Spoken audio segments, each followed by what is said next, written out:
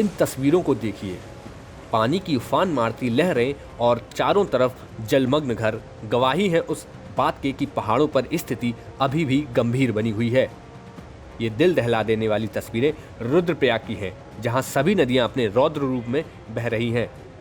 रुद्रप्रयाग का ये वो इलाका है जहां बद्रीनाथ धाम से आने वाली अलकनंदा नदी और केदारनाथ से आने वाली मंदाकिनी नदी का संगम स्थल है।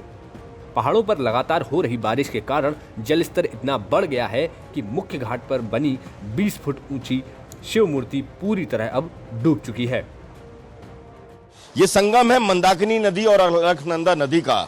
और मैं पहले अपने सहयोगी से कहूंगा कि जरा कैमरे को वहां तक ले जाएं जहां आपको मकान डूबे हुए नजर आएंगे और एक पुल दिखाई देगा आपको लोहे का।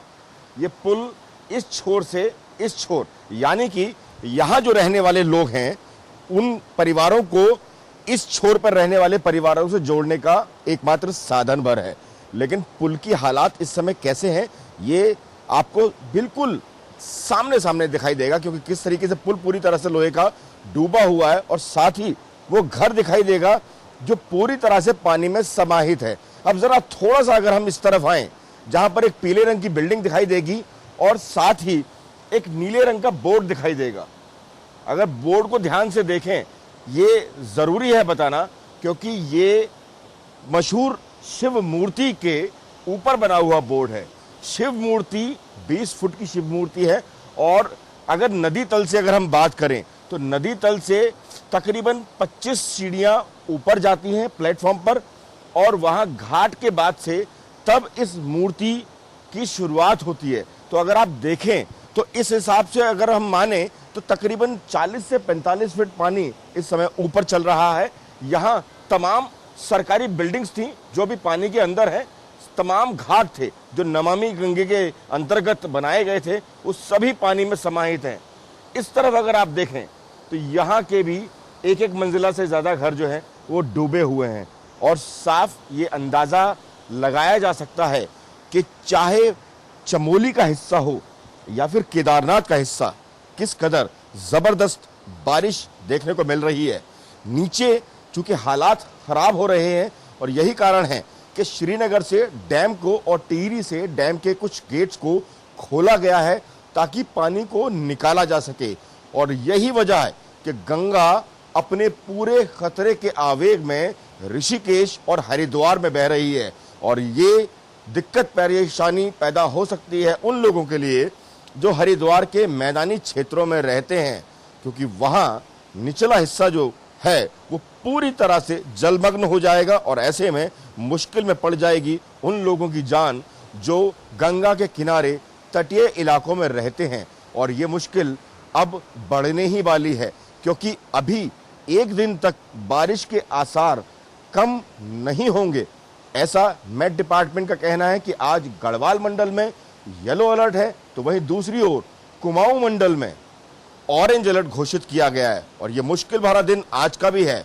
यहां धूप जरूर है, लेकिन अगर आप केदारनाथ वाले हिस्से में जाएं या फिर बद्रीनाथ वाले हिस्से में जाएं तो जहां ऊंचले इलाकों में बर्फबारी हो रही है, तो वहीं बर्फबारी के साथ साथ बारिश भी देखने को मिल रही है। और यही वजह है कि मंदाकिनी और अलकनंदा अपने पूरे उफान पर पूरे आवेग में बह रही हैं और जो साक्षात दिखाई भी दे रहा है।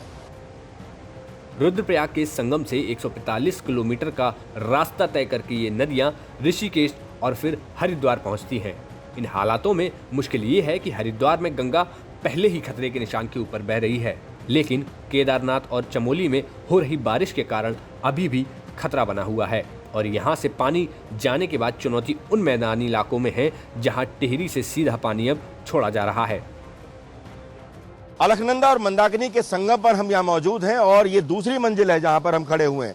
गौर से अगर आप देखें तो सभी कुछ जलमग्न है, चाहे वो शिव मूर्ति हो 20 फीट ऊंची या फिर नमामि गंगे के अंतर्गत बनाए गए तमाम वो घाट जिसमें यहाँ के लोग पूरी तरह से अपनी शामें बिताया करते थे, खुशनुमा शामें बिताया करते थे। और ऐसा ही हाल पर्यटकों का भी है, क्योंकि पर्यटक भी लगातार यहाँ पर केदारनाथ दर्शन के बाद पहले यहाँ आया करते थे और यहाँ से स्नान करने के बाद फिर आगे की तरफ प्रस्थान करते थे।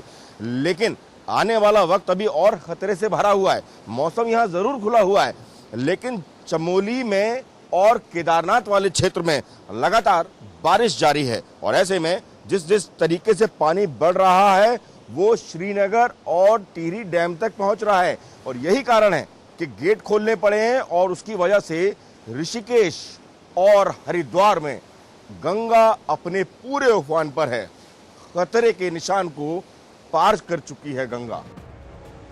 इस मामले पर सरकार और मौसम विभाग लगातार नजर बनाए हुए है। कुछ स्थानों पर बारिश रुकने के कारण सरकार ने फिर से पर्यटकों को अनुमति दे दी है, लेकिन कुछ जगह पर अभी भी बारिश जारी है। अभी तक जो आज रेनफॉल एक्टिविटी हुई है कुमाऊं रीजन में ही रही है।